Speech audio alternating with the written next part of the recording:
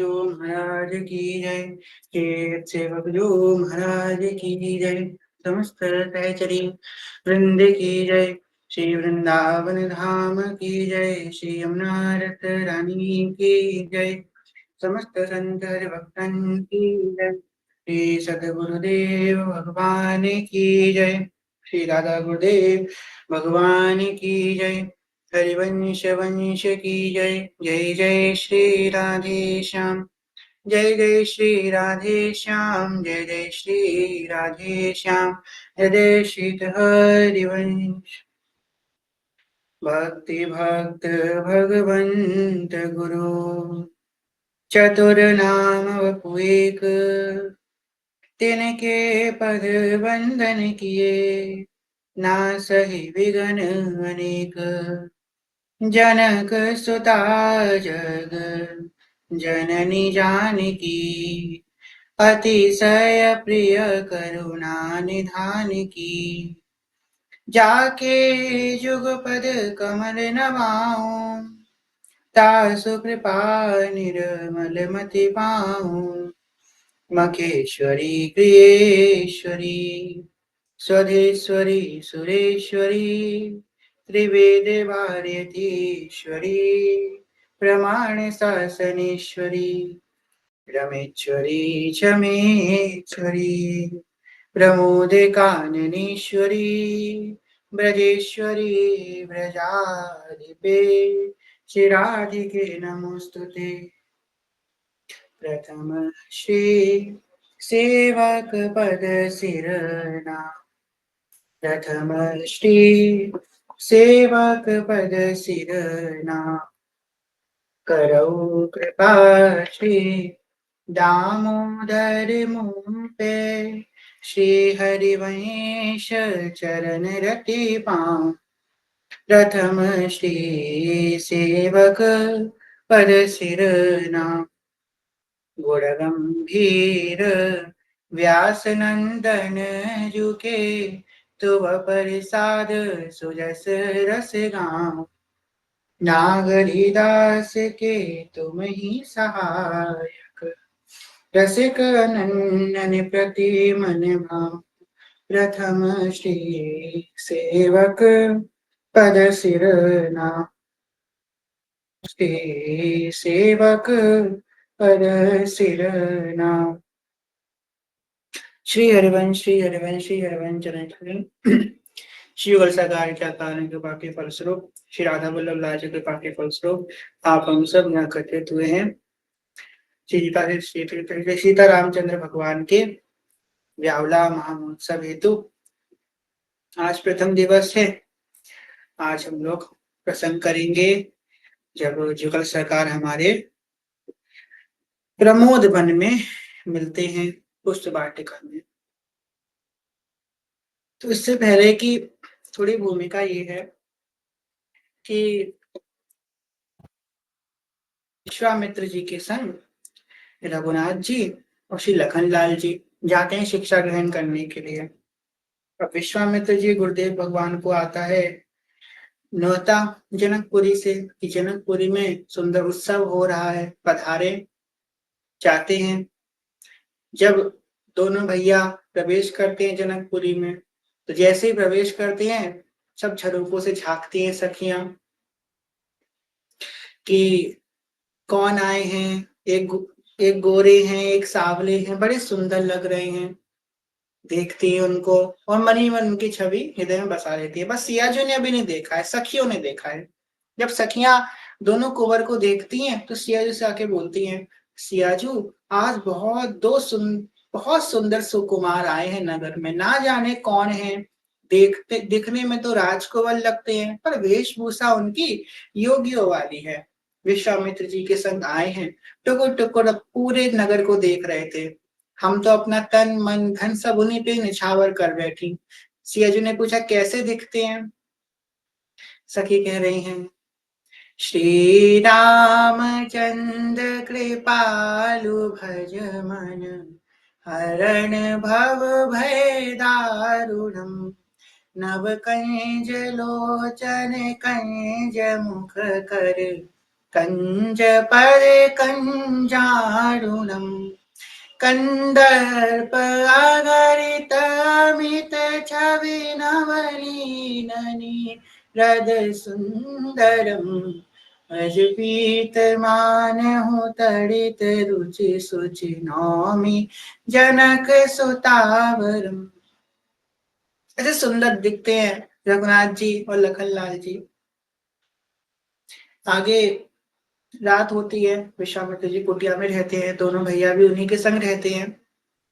तो क्या होता है, रात में गुरुदेव के चरण दबाते दबाते रघुनाथ जी दबाते रहते हैं, जब तक गुरुदेव निद्रा को नहीं प्राप्त हो जाते, जब तक उनको निद्रा नहीं आ जाती, चरण दबाते रहते हैं गुरुदेव के। विश्वामित्र राम जी जब गुरुदेव सो जाते हैं तो फिर राम जी के चरण लक्ष्मण जी दबाते हैं, लक्ष्मण जी दबाते हैं चरण, और चरण दबाते दबाते राम जी सो जाते हैं, तब भी लक्ष्मण जी चरण दबाते ही दबाते रहते हैं। यही है एक धर्म छोटे का, कि हमेशा बड़े की सेवा में संलग्न रहे।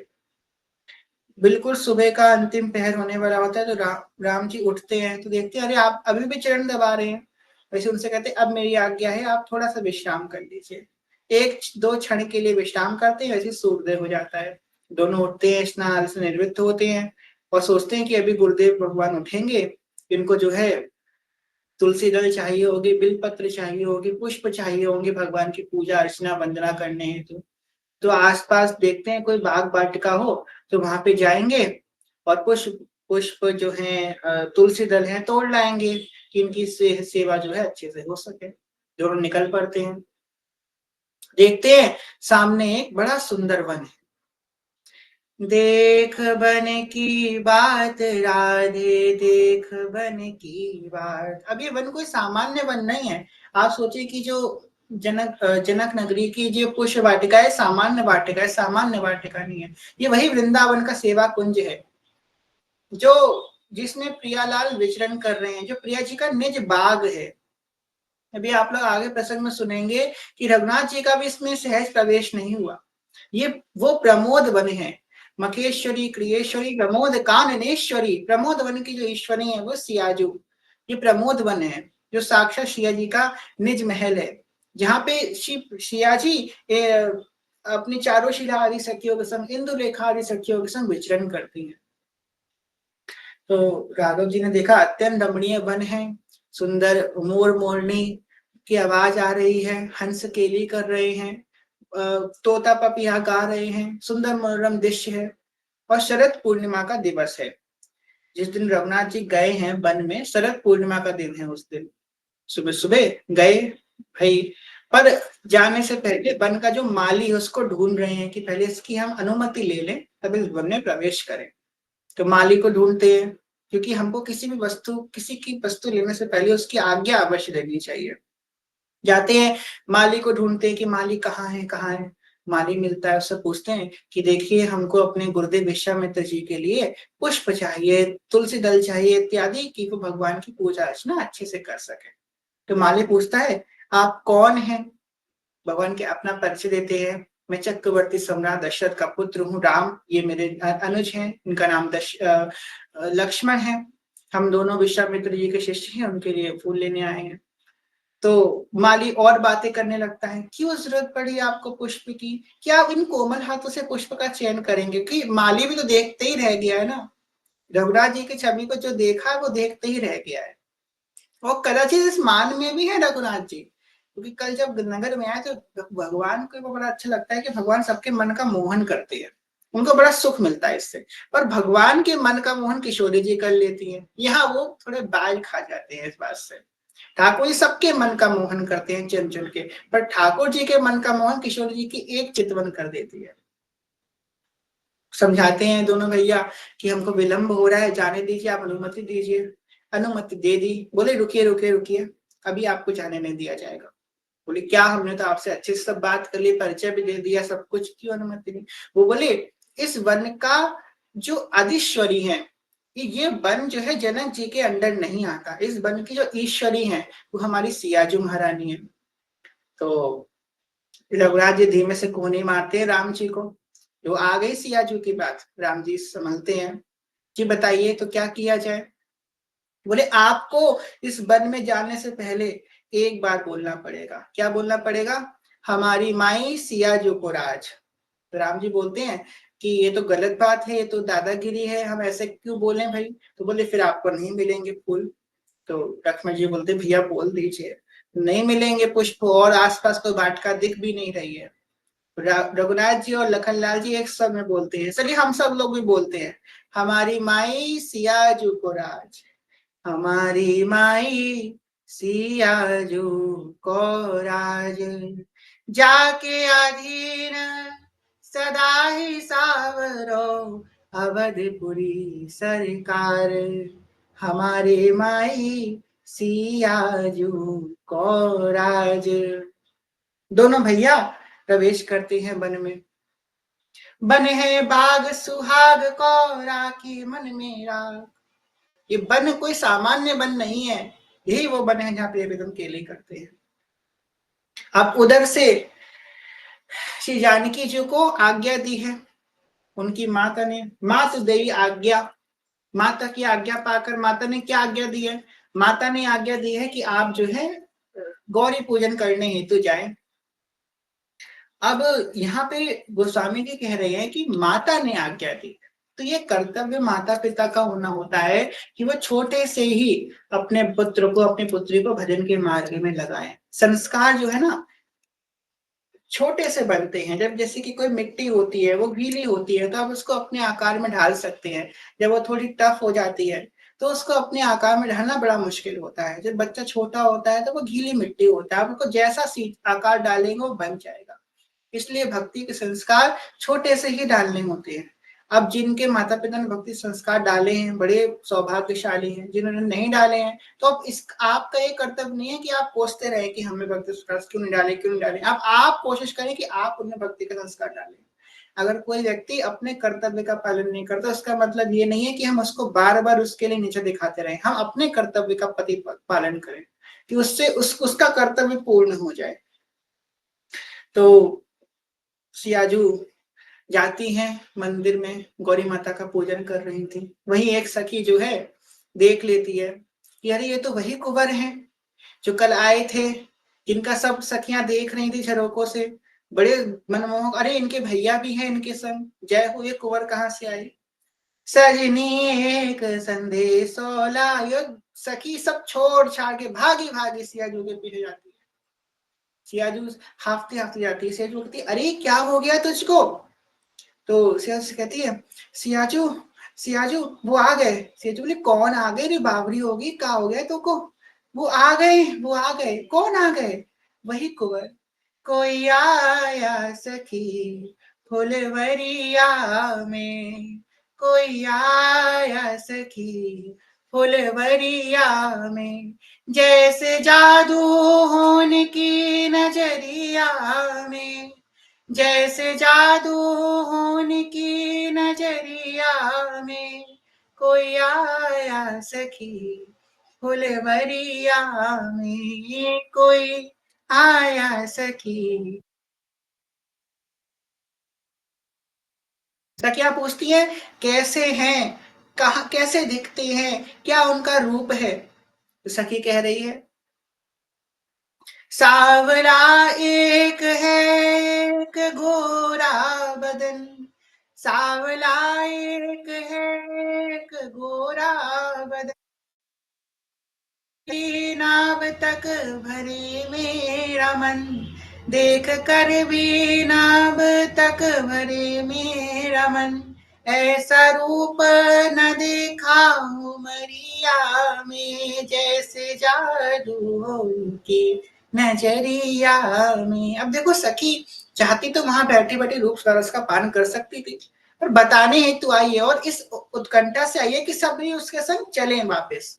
सबको बताने आई है अरे अरे वो आए हैं कुंवर, चलो चलो उनका दर्शन करने चलो। वो एक कोने में खड़े होकर सुबह से पान नहीं करती है, सखी का तो स्वभाव ही ऐसा है।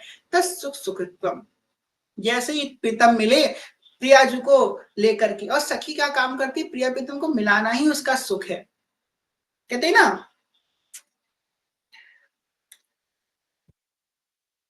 कह रहे हैं यहाँ पे बड़ो आनंद मोद सबके, महाप्रेम सुमोद सबके, महाप्रेम सुरंग रंगी, और कछु न सुहाय तिनको जुगल सेवा, सुख पगी निसिद्योस जानत नाई सजनी, एक रस बिजनाई सजनी, एक रस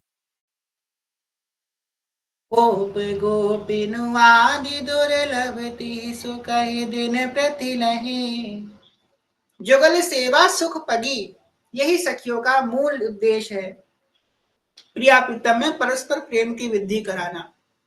आगे सखी कह रही है, कोई कहता है दशरथ दुलारे है वो, कोई कहता है दशरथ दुलारे है वो, यज्ञ रक्षा में असुरों को मारे हैं वो, तीर बांधे हैं कस कर कमरिया में, तीर बांधे हैं कस कर कमरिया में, जैसे जादू होने की नजरिया में, कोई आया सखी फुलवरिया में, कोई आया सखी फुलवरिया में। अब इतना भैया, कमर में धनुष बाण के बाण बांधे हैं, मोर मुकुटधारी है, चंचल जिनके नेत्र हैं, शावला जिनका वर्ण है, सुकुमार हैं, कैसे हैं सखी? बहुत छोटे से हैं, बहुत मलूक से हैं, बहुत सुंदर से हैं, अरे बहुत सुंदर है, अरे सखी बहुत सुंदर है, अरे कह रही सखी बहुत सुंदर, बहुत सुंदर, कितने सुंदर है, कह रही मैं नहीं बताऊंगी। सखी कह रही क्यों नहीं बताऊंगी? तो बोली देखो, मैंने देखा, आंखों से है, आंखों के पास जुबान नहीं है कि वो उसका वर्णन कर सके, और जुबान के पास नेत्र नहीं है कि वो देख सके। अब कोई देखे और कोई और बताए, ऐसा क्या संभव हो सकता है? तो तुम खुद ही चलो, तुम ही देख लो आकर के उनको। अब जब सखियों ने ये बात सुनी कि भाई चलो चलो चलो सब सबरी चलो, सियाजू तो एकदम व्याकुल हो गई।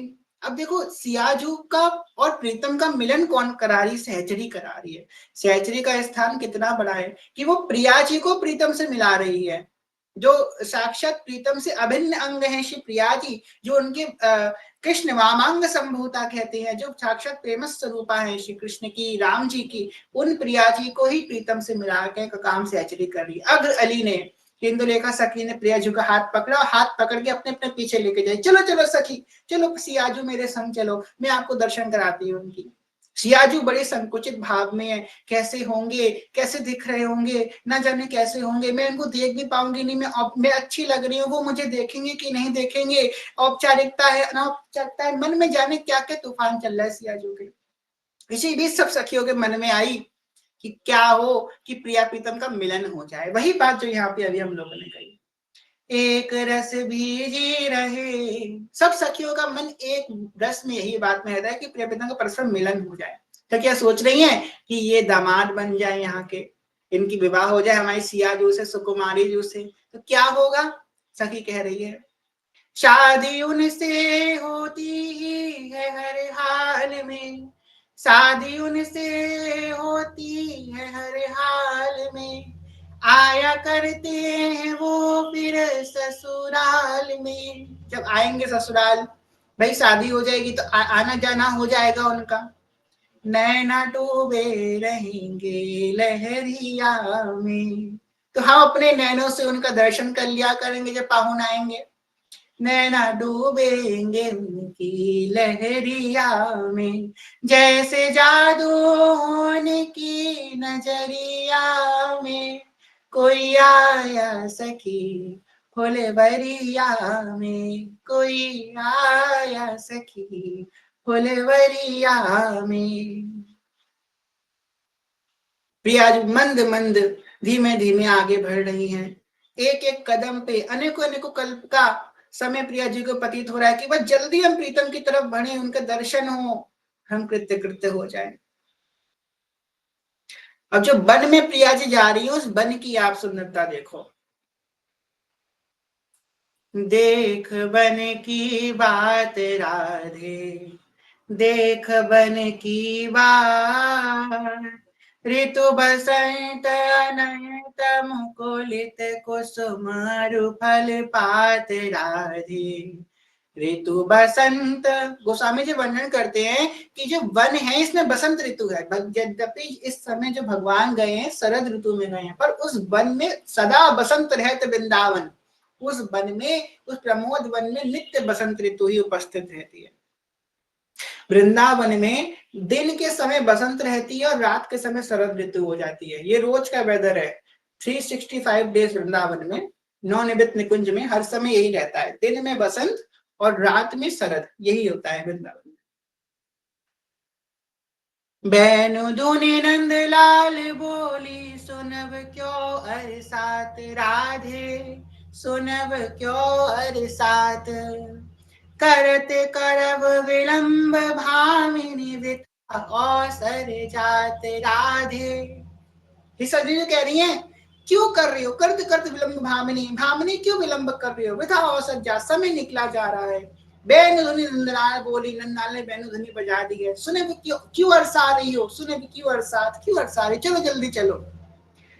लाल मरतक मणि छवि लो तुम जो कंचन गात, बनिशित हरि वहीं से जोरी उभय गुण राधे, उभय गुण गण मान। देख बन की बात राधे, देख बन की बात, देख बन की बात राधे, देख बन की बात। प्रिया जो आई, अनेक मंत्र नाथ मंज नूपुरार वस कलश समाज राग हंस वंश लिख बनाते गौरी। प्रिया जी के नूपुर की ध्वनि हुई, प्रिया जी के श्रीअंगों के जो आभूषण उसकी ध्वनि हुई, और ध्वनि को सुनते ही रघुनाथ जी ने अपना मुख पीछे किया और देख लिया सिया जी को।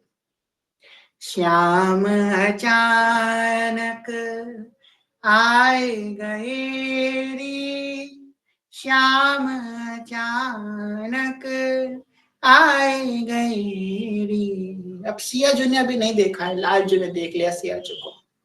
लाल जी कहती है लक्ष्मण जी से, रखो रखो फूल, वो देखो कौन आ रहा है, वो देखो, उंगली करके दिखाते राम लक्ष्मण जी को, देखो लखन लाल जी कौन आ रही हैं।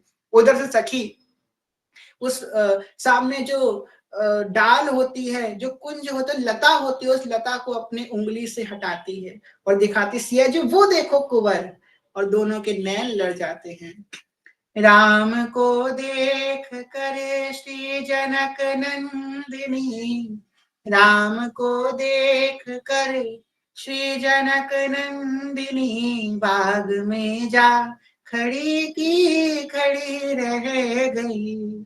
राम को देख कर श्री जनक नंदिनी, बाग में जा खड़ी की खड़ी रह गई। राम देखे सिया श्री सिया राम को, राम देखे सिया और सिया राम को, चारे अखियां लड़ी की लड़ी रह गई, चार अखियां लड़ी की लड़ी रह गई। श्री रघुनाथ जी तो एक टक से सियाजू की तरफ देख रहे हैं। अब सियाजू बड़े सकुचा के देख रही है। मानस जी में गोस्वामी जी कह रहे हैं, लालच भरे नेत्रों से प्रिया जी देख रही है। अब लालच तो तब होता है ना जब कोई अच्छे से कोई चीज नहीं खा पाते, लालच होता है।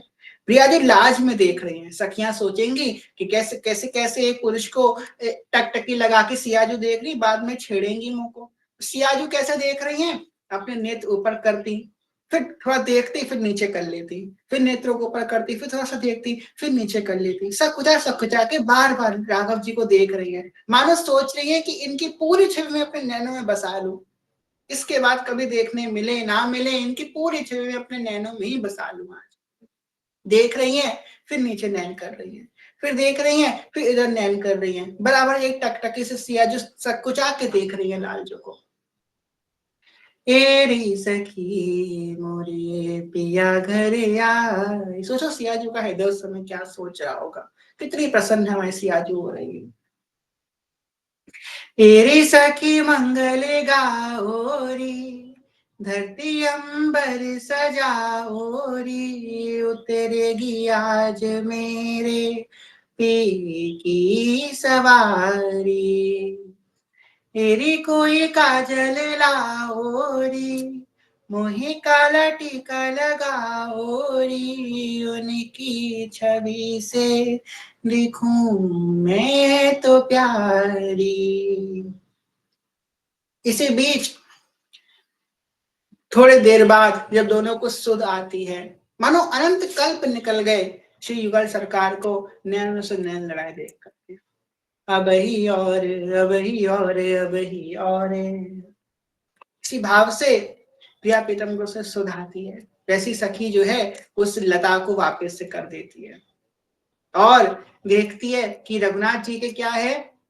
रघुनाथ जी जो इतने पराक्रमी हैं, अनंत आनंद ब्रह्मांड जिनके भ्रिकुटी के इशारे पे सृजन पालन संहार हो जाते हैं, ऐसे भगवान जिनके लिए कोई कार्य श्रम का कार्य नहीं है, ऐसे भगवान क्या लेने आए हैं, आज पुष्प चयन करने आए हैं। पुष्प चयन करना कितना आसान काम होता है, ऊपर शरद ऋतु है, शरद का महीना है, पुष्प चयन कर रहे हैं भगवान, सुबह का समय है, गर्मी भी नहीं है, तो भगवान के माथे पसीना आ जाता है जानकी जी को देखकर, इतने सौंदर्य है शिवप्रियाजू का। कोटि रमा सावित्री भवानी, निकसे चेक छटा में ते दर्शन दे। शिवप्रियाजू का कांति कितनी सुंदर है। अभी लाल जी उस मान में थे कि देखो देखो मेरी सौंदर्य को देख के सबरी सखियां मोहित हो गई हैं, परंतु जब प्रिया जी को देखे हैं रघुनाथ जी, तो प्रिया जी को देखते ही रघुनाथ जी समझ गए कि भाई मेरी सौंदर्य भी यहाँ पे फीको पड़ गया है, मैं भी थोड़ा कम पड़ गया हूँ, प्रिया जी तो मुझसे भी मलूक है, प्रिया जी तो मुझसे भी सुंदर है। तो सखी छेड़ती है श्री रघुनाथ जी को, सखी कह रही है, छूटत लिलार पर पसीना हो लाल काहे, छूटत लिलाल पर पसीना, छूटल लिलाल पर पसीना लाल काहे, छूटत लिलाल पर पसीना, शरद के प्रभात रहे नाही दोपहरिया, शरद के प्रभात रहे नाही दोपहरिया, नाही रहे जेठ के महीनिया, लाल काहे छूटट लाल पर पसीना।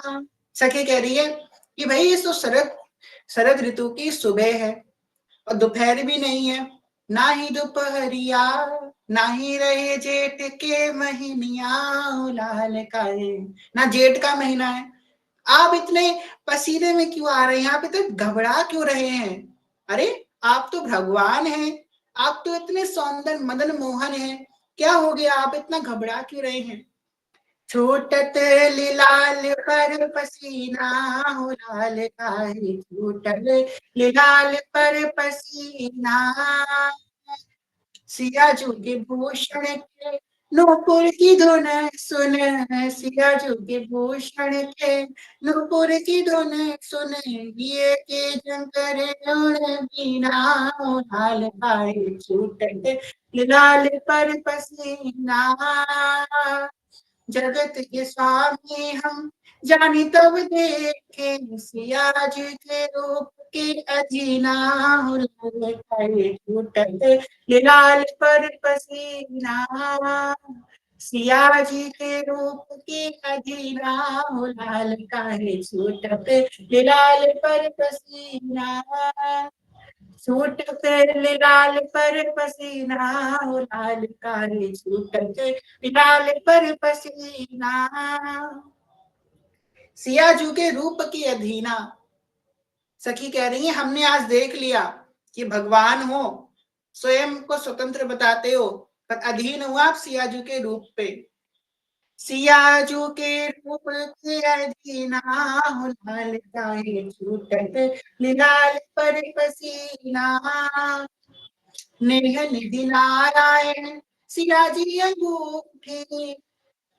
श्री मामा जी महाराज कह रहे हैं कि हमारी जो सियाजू है ना वो अंगूठी है, कनक अंगूठी है सियाजू, नेह निधि नारायण सियाजी अंगूठी, सियाजी अंगूठी, नेह निधि नारायण सियाजी अंगूठी, तू अंगूठी के बनी हो नगीना हो लगे छूटत लाल पर पसीना अंगूठी के बन जाओ नगीना हो लाल काहे छूटत लाल पर पसीना छूटत लाल पर पसीना हो लाल काहे छूटत लाल पर पसीना।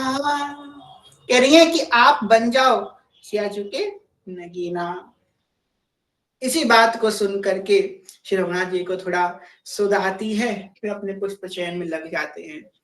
अब तो करके इशारों बुलाए गए रे वो मिथिला की ये गोरी। लाल जी का मन बिक गया। इतने जाने कौन से व्रत नियम करके आए थे, लालचू देख के सियाजू को बस छोड़ गए, अपना मन वहीं वाटिका में रह गया।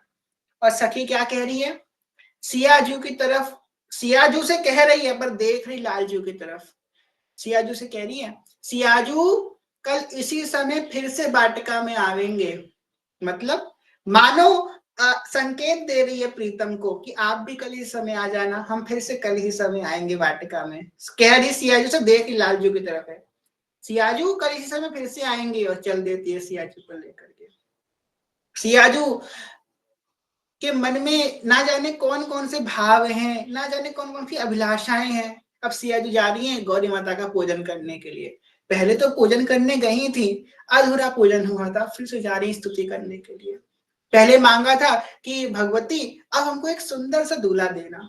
अब तो बहुत सारी अभिलाषाएं मन में सियाजू की हैं। सियाजू वर्णन कर रही है, जय जय गिरिवर राज किशोरी जय महेश मुख चंद्र चकोरी जय गजवदन शरानन माता जगत जननी दाम मिनि दूति गाता नहीं तब आदि मध्य अवसाना अमित प्रभाव वेदु नहीं जाना भव भव विभव पराभव कारिणी विश्व विमोहिनी स्वस बिहारिणी विश्व विमोहिनी स्वस बिहारिणी।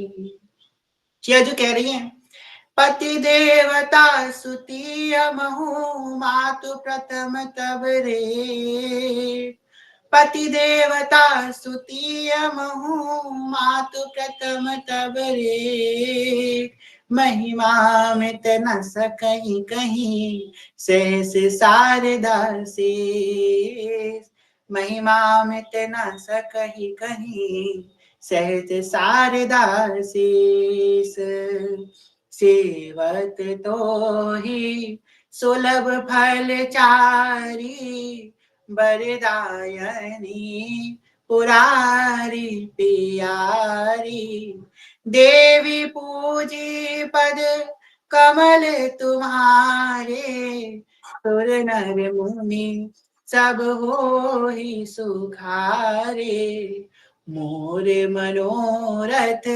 जानहुनी के बसहु सदा पुर पुर सब ही के कीनेहु प्रकट न कारण ते ही हस कही चली चरण गए बैदे। इस प्रकार सियाजू श्री गिरिराज नंदिनी के चरणों को पकड़ लेती है। अब यहाँ पे एक भाव को समझिए, कैसे हमारे ब्यावला में भी आता है, पूजी देवी नेह की दौरति विनोद हनेह की दौरति विनोद बिहार ही समय सखी ललिता दिहित सोहेरी प्राण निवारही। ठीक है, यहाँ पे भाव क्या है गौरी पूजन का।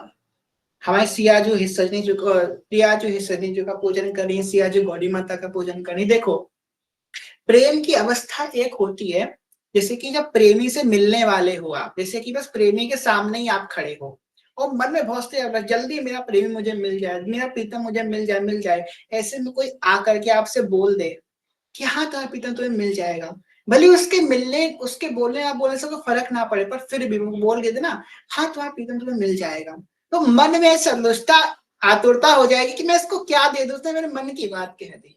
बस वही बात यहाँ पे हो रही है। सियाजू हर किसी से प्रार्थना कर रही हैं। जब जैसे कि जब हम लोग श्रवण करते हैं आगे रामचरितमानस में कि जब चले गई रावण को लेके सियाजू चला गया, तो राम जी पपिया से पूछ रहे हैं, मैना से पूछ रहे हैं, डाल पत्तियों से पूछ रहे हैं, तूने मेरी सिया जी को देखा, मेरी जनक नंदिनी को देखा। ऐसे ही सियाजू एक एक पत्ते से, डाल से प्रार्थना कर रही हैं कि बस मेरे रघुनाथ जी मुझे मिल जाएं, और हमारा बस हमारा प्रीतम से हमारा मिलन हो जाए। श्री श्याम सुंदर हरेति मनोहरेति, कंदर्प कोटि सुरतेषु नागरेति। बस ये ठाकुर जी हमको बस मिल जाए अब इस समय, यही प्रिया जो मना रही हैं। तो गौरी माता से पूरे एहसास से प्रार्थना कर रही हैं कि आप तो पतिव्रता में सबसे पहले आपका नाम, पतिव्रता स्त्रियों की जब बात होती है तो गौरी मैया सबसे पहले आपका नाम लिखा जाता है, बस हमारे पति हमको मिला दीजिए। अब कोटि रमा सावित्री भवानी निकले एक छटा में से, सिया चूंकि एक न छटा सी प्राकट्य है सब भगवतियों का, सब देवी शक्तियों का, परंतु यहाँ पे सियाजू अपनी ही उपासना इसलिए कर रही हैं। यहाँ पे छोटे बड़ा का भेद नहीं है, सियाजू अपनी उपासना इसलिए कर रही है कि ये प्रेम की अवस्था है। प्रेम बस मुझे कोई कह देगा कि हाँ तुम्हारा प्रेमी तुम्हें मिल जाएगा, जैसे कि हम लोग वृंदावन के लिए बहुत तड़प रहे हो, बहुत मन में आ रहा हो कि मुझे वृंदावन जाना है, वृंदावन जाना है। ऐसे कोई व्यक्ति आके हमसे बोल दे, हाँ तुम चिंता मत करो जल्दी वृंदावन पहुंच जाओगे, भले उसके बोलने से हम पहुंचे ना पहुंचे, पर हाँ मन में एकदम उत्सुकता आ जाएगी, चलो किसी ने बोला तो, मेरे हृदय की बात तो कही उसने। बस यही बात सियाजू के मन में यहाँ पे आ रही है। सियाजू पकड़ लेती है गौरी माता के चरण और विनय करती है, भगवती आपने शैलपुत्री ब्रह्मचारिणी के रूप में शिव जी को प्राप्त किया, ऐसे मुझे भी मेरे पति प्राप्त कराइए। और वहीं जो गिरिराज नंदिनी की जो प्रतिमा थी वो मुस्कुराने लगी, और उनके गले से जो हार सियाजू ने उनको अर्पित किया था वो हाथ खिसक के सियाजू के झोले में आकर के गिर गया।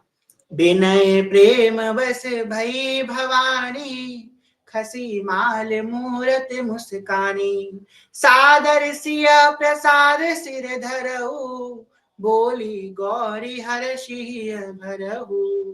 सियाजू ने उस माला को का मस्तक चला के प्रसाद के रूप में ग्रहण किया, और सियाजू बोली और वैसे ही गौरी माता जो है बोलना प्रारंभ कर दी।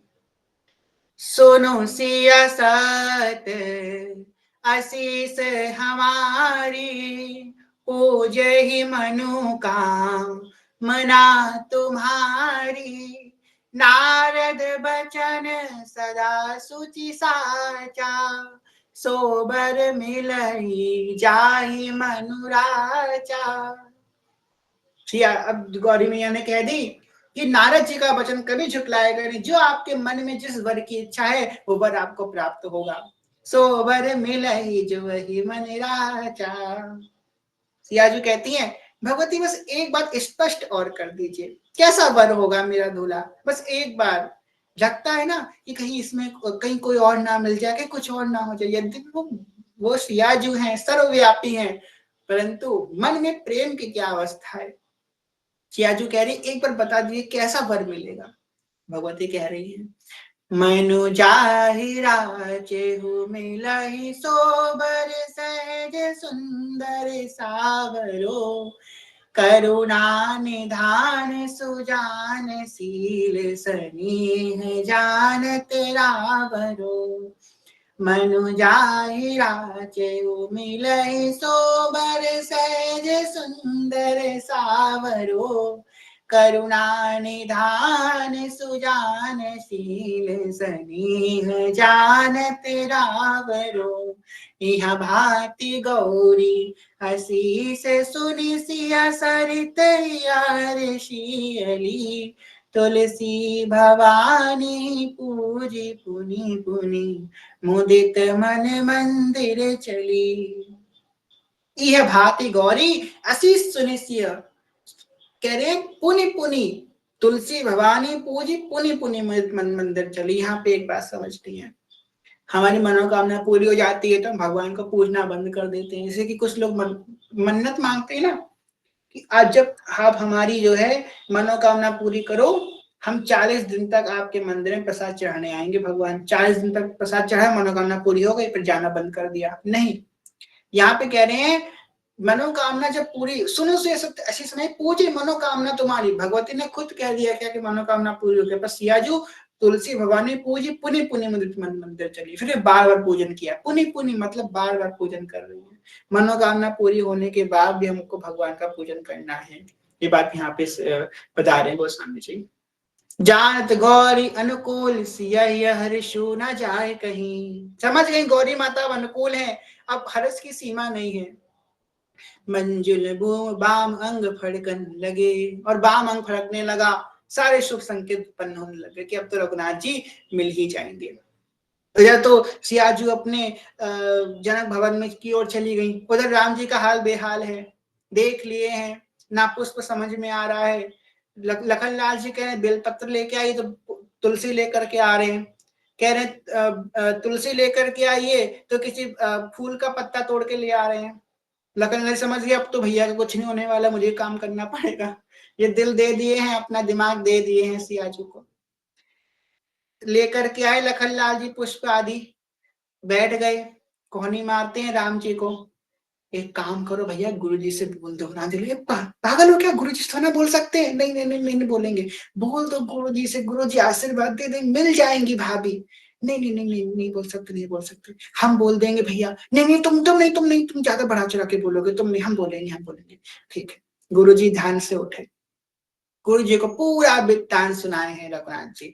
देखिए हमने देखा ही नहीं, वो हमारे पास आई और हमसे आवाज लगा के बोली, तो हमने उनकी तरफ देखा, हमने नहीं देखा, हमने तो देखा ही नहीं उनकी तरफ, हमने कुछ नहीं देखा था। अच्छा अच्छा, गुरु जी बस शांत हो गए, मौन, आंखें बंद करी, गुरु जी सब समझ गए, का हुआ था का नहीं हुआ था महाराज के संग। वहीं पे गुरु जी ने आशीष दिया कि अब तो गौरी मैया ने आशीष दे दिया, मैं भी आशीष दे देता हूँ। सुफल मनोरथ होए तुम्हारे, गुरु जी दोनों हाथ उठा के दोनों भैया को आशीष देते हैं, सफल मनोरथ होए तुम्हारे, तुम्हारे मनोरथ पूर्ण हो और तुम्हें सुकुमारी सियाजू प्राप्त हो। इधर यहाँ से हो गया, वहां से हो गया। मानो जब आप प्रेम करते हैं ना, चाहे भगवान से हो, जब हम किसी से प्रेम करते हैं तो पूरा संसार हमको उससे मिलाने में लग जाता है। देखो राम जी और सियाजू, कितना प्रेम है दोनों में, उधर उन्होंने मांगा नहीं, अपने आप आकर के आशीर्वाद दे रहे हैं, इधर गुरु जी आकर के रघुनाथ जी को अपने आप आशीर्वाद दे रहे हैं, मांगा किसी ने, अपने आप आशीर्वाद दिया जा रहा है। देख लो भाई, ये होती है प्रेम, प्रेम की भाषा, प्रेम की शक्ति, सबको बांध देता है, सबको अनुकूल कर देता है प्रेम। तो अब तो भाई सियाजू का एक एक क्षण व्याकुलता में जा रहा है, स्वयंवर का समय आ रहा है। जनक जी ने शर्त रखेंगे कि जो शिव धनुष का पतंगचा चढ़ाएगा वही में सियाजू को बर के ले जाएगा। मन में ना जाने क्या क्या बातें हो रही हैं। सखी कह रही है,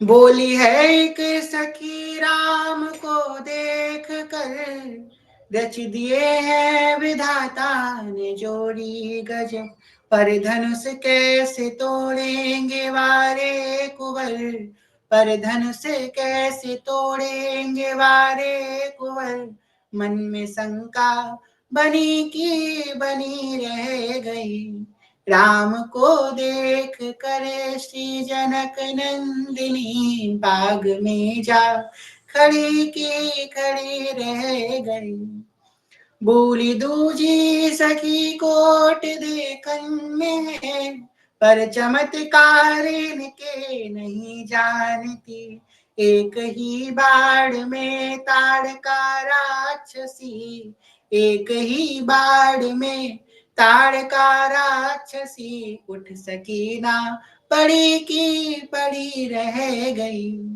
राम को देख कर श्री जनक नंदिनी, बाग में जा खड़ी की खड़ी रह गई।